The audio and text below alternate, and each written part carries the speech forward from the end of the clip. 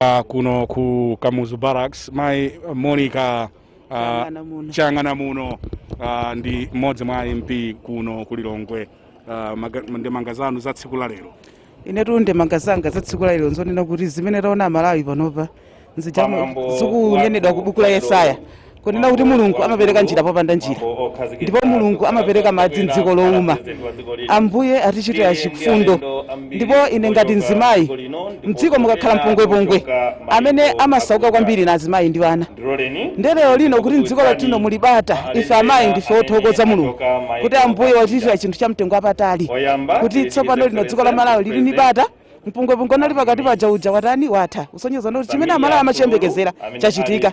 Telefe tikungoyamika Ambuye kuti lero lino ndi tsiku lina la mtengo wapatali limene a president athu Dr. Lazarus Chakwera akhala akulandira chida chasonyeza kunena kuti ali ndi ulamuliro tsopano mdziko la Malawi kusonyeza kunena kuti nthu zinthu zija timaziyembekera zija zatheka ndipo tikungoyamika Ambuye kuti Mulungu watichitira chinthu cha mtengo wapatali mdziko lathu lino. Azimayi akhala ukondwa bwanji ndi boma la Chakwera. Azimayi utakhala ukondwa popeza paja a president imene apanga kampeni amanenetsa kuti ngakhala azimayi akhala ni thumba lawo la ndalama limene azipezako ndalama zodakhoza machita ma business ngati azimayi kusonyeza kuti ife azimayi tili pa mtima pawonso pa president ndipo azimayi dziko la Malawi akhala okondwa kwambiri chifukwa nawonso ali nawo gawo limene iwo atengepo potsogolera dziko la Malawi. Tokoza kwambiri. Zikomo kwambiri. Tokoza iyayi ndi mmene tikuchitira bambo ulemu Msungama ndi MP wa dera lino. Chimwemwe chanu nchotani? Chimwemwe changa ndicho dzadzatsaya koma chonkerangera ndithu sure. Dr. Chakwera tsopano ndi president mmodzi mwa anyamata amene anathamangathamanga ngati MP. Mukumbukira bwanji mmene wayendera ulendo? Unali ulendo osangalatsa, ulendo umene taphunzirapo zambiri, ulendo opatsa chidwi. Ndingotero kunena kuti mwina pena tinakadziwa kunena kuti tikakumana ndizo mwina sitinakayamba koma poti ulendo umakhaso ngati wachikhulupiriro koma ndifuna nnene kunena kuti tikakumana nazo zophinja zosiyana zambiri kuthilidwa matiye gasi yani zambiri zimene zakhala zikuchitika koma kuti tikhoza kufika panopa tikhoza yankhula ngati muja amati Ebeneza Mulungu atifikitsa.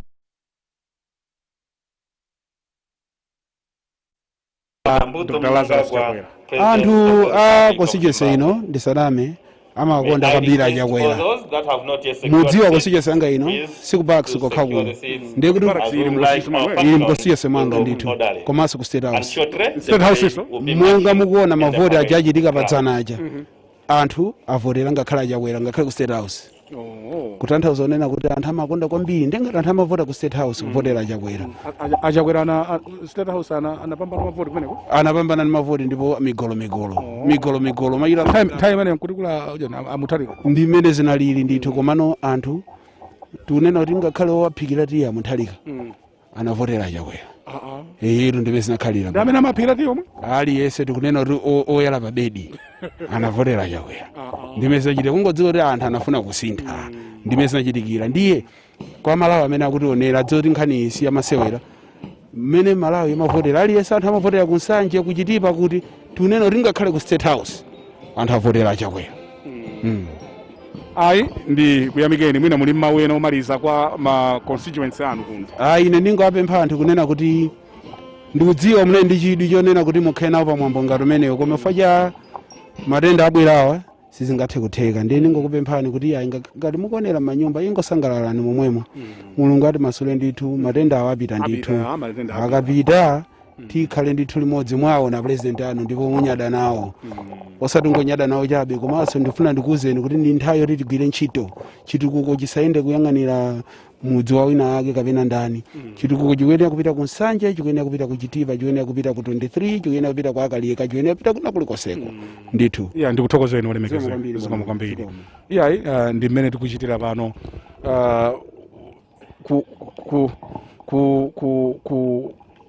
kugwira ntchito in the midst of COVID. Yes. It's not easy. It's not easy. Tipepese kwa amemationera kuti mwina poyamba sitimamva bwinobwino mamaskiwa ndiye talandira uthenga kuti anthu sizina sangalasi soti apepese our audience kuti mamaskiwa siwe sunavale bwinobwino ineso mwina pake inakhanga kuti yatsika musi choncho koma tifunika kuti tisamale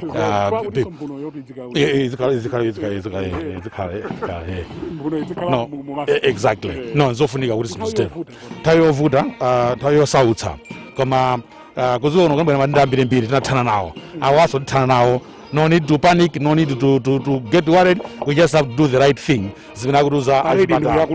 Exactly. Ni mambo waukulu Brian, si mambo wa masewera yayi. Pano sibakashi bwana yayi. Ni mambo waukulu, mambo wa serikali. Akutsimikiza kuti ndithu you are now our commander in chief. 23 June, people thought that's a simple thing. It wasn't a simple thing. Because what has happened is that the power has transferred from Peter Mutharika to Dr. Lazarus Chakwera. So what we are seeing here is the acknowledgement of that to say now we are also in charge of the army, of not only the army, but even the police, even prison, even immigration, the armed forces. He is commander-in-chief of the armed forces in Malawi. So this is what is going to happen here.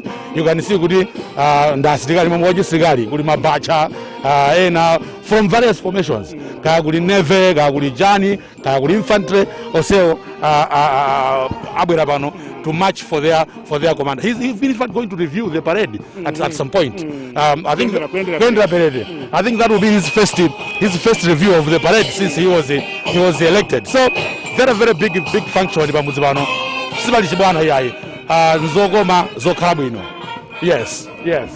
Amayenera anthu kumaona zimenezi ku stadium. Exactly. No, they are the ones, they are the real owners of the power. So this is the stadium, they are cheering, they are soldiers, but we are living under different times. The decision to change the function, to cancel the stadium function was spot on. We can't play with lives. People are dying, people are getting infected every day. Some of them we don't know. So we need to make sure we protect ourselves. Yes. Ndi mwambo funikira kwambiri mwambo upereka mphamvu. Exactly. Mwambo upereka mphamvu for president to command the army. He's there. There is a commander of the army, General Matanga, but his boss is the president.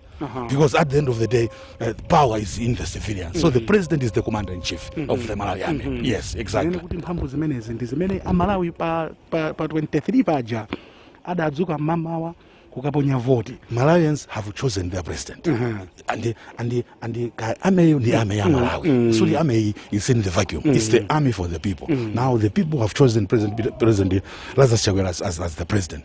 So it's that power that Malawians gave. They transferred it from, they didn't want Peter Mutharika, they wanted Lazarus Chakwera. Just that transfer of power is what we are seeing here. All these things that are happening here to Dr. Lazarus Chakwera is because of Malawians. They are the owners of power. Power is indeed here. It's a display of military prowess. They will not take out all the weapons and what have you. So it's also a chance for them to display their discipline, their military prowess, who they are. Very smart. Ndimamva kuti awa avala zoera ngapa madzi. Ngapa madzi amene the navy. That's the navy. Yes, the navy. Alisoera amene kuli infantry abasika mwamba matrupa. Yes, there's also air wing is here, Ankondo Yambamba. So they're just showing us. Tilipo, if something happens to this country, we are there, we're going to defend it. And we want to give power to our commander, to say, you are now commander-in-chief. Yes. A president and the vice president Sanafike. As soon as they're just getting ready. They're just getting ready. Because as soon as they're here, it's a military function. I've gone through the program. There's nothing else apart from there's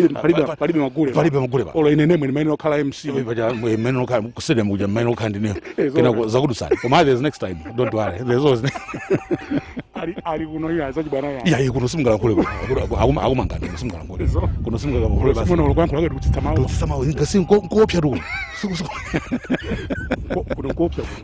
so no food bali ina sokolo ndiye David kuiona futira simasewera digire so simasewera no kunogo as I say yes akuti tiyangane uku kuti David akuti amfuna kuti background Okay.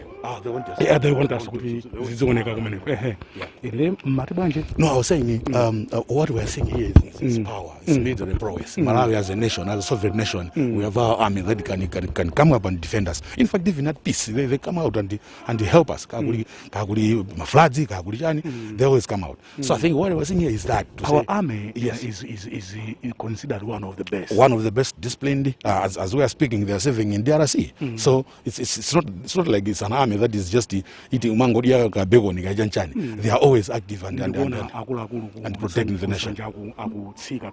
Yes. Ukaona nyota zake zikulu kodi zonyezimira si chibwana chili pano Brian so zenge chibwana zopano si chibwana chili pano akulu amene. Yes. Probably they will go and they what you know. No, it's big. This is yes. Yes. No, it's a big function. It's a function and I think this is the last step in which Dr. Raza Chagwera is now taking power in this country. As soon as this is done, then now he's free to now start governing and doing what he promised Malawians. But otherwise, these are just the alendo onse olemekezeka amainda bambo kufunika kwa akulu anthu akhala lupanga limene lilano. It's symbolic.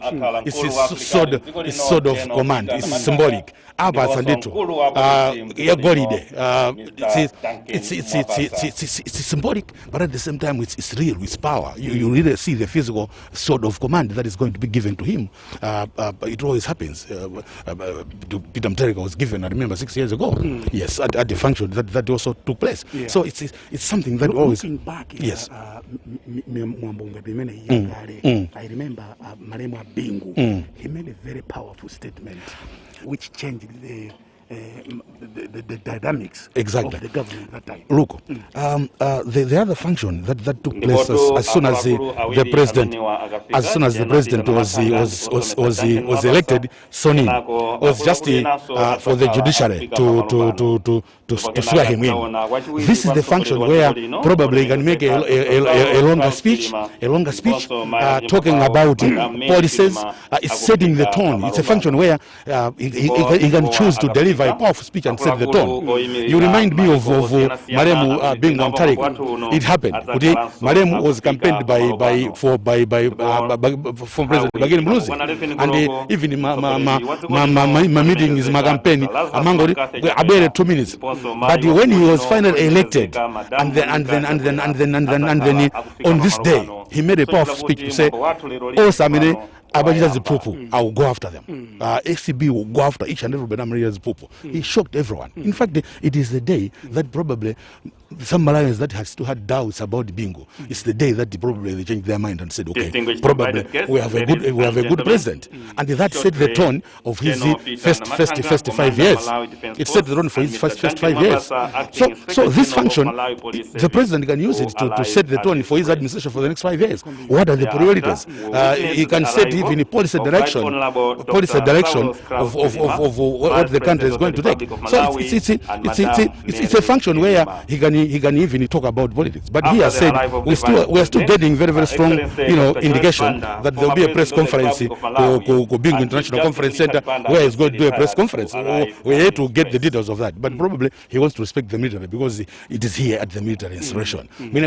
Stadium, he could have combined the two. Get the sort of command, but also set the policy tone of his administration. Yes. President of the Republic of Malawi and Madame Monica Chakwera, First Lady of the Republic of Malawi, who arrived at this place. Immediately, the president it's been achieved. At this place. It's a wide, platform.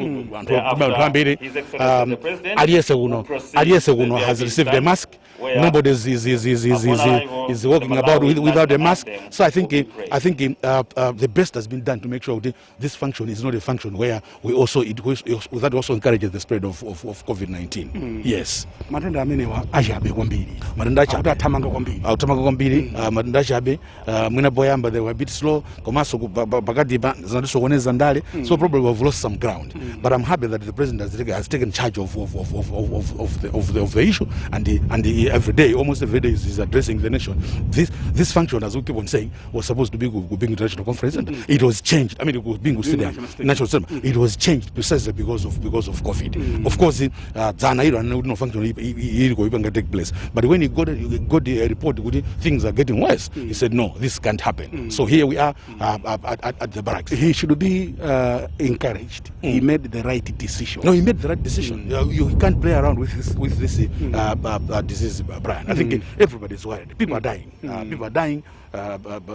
People that we know, probably by now everyone has at least known somebody who has died of the disease. So it's a dangerous disease that must be checked and controlled. Everyone is worried, but the president wants to encourage us that there's no need to panic. Let's just do the right things, and this disease will be defeated. The world has always, had outbreaks of diseases. TB, even HIV, but eventually they've been defeated. So it will be defeated, but we must do the right things. We must not take things for granted, and I think cancelling this ceremony, the stadium where people would have come, it was the right decision. But also the other issues. He said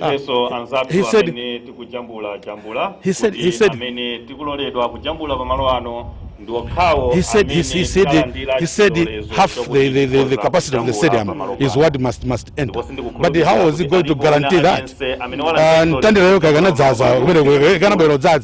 I remember a few years ago, and it was again on 6th July. It was the same on 6th July where people died because they wanted to enter the stadium and watch football. So I think the cancelling was right, because I don't think I can wearing a vice president. A vice president. A vice president. Anyway, but certainly things are happening. Ndikaona bwino ndi imene ikhoza kukhala dia vice president. Exactly. Ikhoza kukhala vice president. Distinguished invited guests, ladies and gentlemen, announcing the arrival of the Vice President of the Republic of Malawi, Right Honorable Dr. Saulos Kraus Chilima, and Madame Mere Chilima. Vice President. Yes, a vice president. He also played a very crucial role in the campaign. He's going to be a powerful vice president, and clearly the president clearly is showing that he's taking his decisions after consulting him. Every time he's saying Chilimandai, doing ABCDFG. So he's going to be a very, very powerful vice president. He campaigned heavily. He wanted this. He campaigned heavily. Sama gona nyumba timatero watu. Sama gona nyumba. Taizose kamwendo njira timatero. Kamwendo njira. He was always on the road. He wanted to make sure that the alliance wins this election, and they have. And yes, Malawians gave them power. Here we are. He has more power than many Amakali and Peter Mutharika. I think President Lazarus Chakwera will look at the role. He has made it possible for him to be president. I don't think MCP could have done it alone, but probably they could have. But it was made easy because of the fact that of this alliance. So I think he's going to acknowledge that throughout the time that the two of them will be governing. He knows it was something that was done for and so he'll be different. I don't think the last 5 years it wasn't well with former President Peter Mutharika. Ukamaona zimenezi ngati maloto kuti we are doing this without Peter Mutharika. Yes, Malawi has decided, Brian. There was no choice for him. It was Malawi who decided that we don't want you as president. We think we have missed, because if he hadn't missed, Malawians would have returned him into office. But clearly, Malawians were saying, we don't want you. You have missed. It's a lesson to the others, even to Rajakwera himself and even Saulos Chilima, that the Malawians so say now. You play with them. They'll give power to someone that they think is going to do things in their interest. So yes, this is true. End of an era. Dr. Peter Mutharika is no longer president. He's at the lake now as a retired president. It's because David Ngatianga donetsere this picture where the first family and gonna Dr. Lazarus Chakwera ndazi bongozi yawo ali pano all dressed well. They should be having a special feeling. It's definitely a special feeling. I mean, being a president is not for everyone. Being president is not for everyone. Imagine, since this country became independent, we only have 6 people that have gone on to take that office. So certainly, as a family, they should be proud of their father. Yes. Exactly. What kind of role do you think he will play? Well, difficult for me to say. The best would be behind the scenes. He doesn't want to project. Yes, he doesn't want to project an image of nepotism. But at the same time, if they have certain qualities, certain abilities that they can do, surely they can have a role. But we don't know how it's going to. I mean, for me, if there's ability, Donald Trump, as of now, his administration is filled up with his children and the in-laws. I remember John Kennedy had his brother Robert Kennedy as Attorney General. So it's the ability. If the ability is there, why not? But at the same time, it must not be so wide that he's only surrounded by his family. Then people will also question to say this is nepotism. It's what we fought for. The thing that we blamed the former government of Peter Mutharika is the fact that there was nepotism. Nepotism was high, where basi zongozo anopasana nchito. So that's something that Malawians were upset about. So probably he would do it differently, but certainly if 1 or 2 have an ability, why not help save their father? Yes. Ngati mwangu tipeza kumene mukuonerai ndi of course the second obviously UDM and then the others PP Freedom Party of Kumbuka and Petra and the others. So they did together. They came together. They gave each other moral support. They gave each other even resources, financial resources. Campaigning is not easy. It costs a lot of money to travel. Even for one campaign meeting, it costs lots of money, thousands. So obviously, in fact, millions. So the fact that they put their resources together, the human resources together, and the campaign, it made things easy.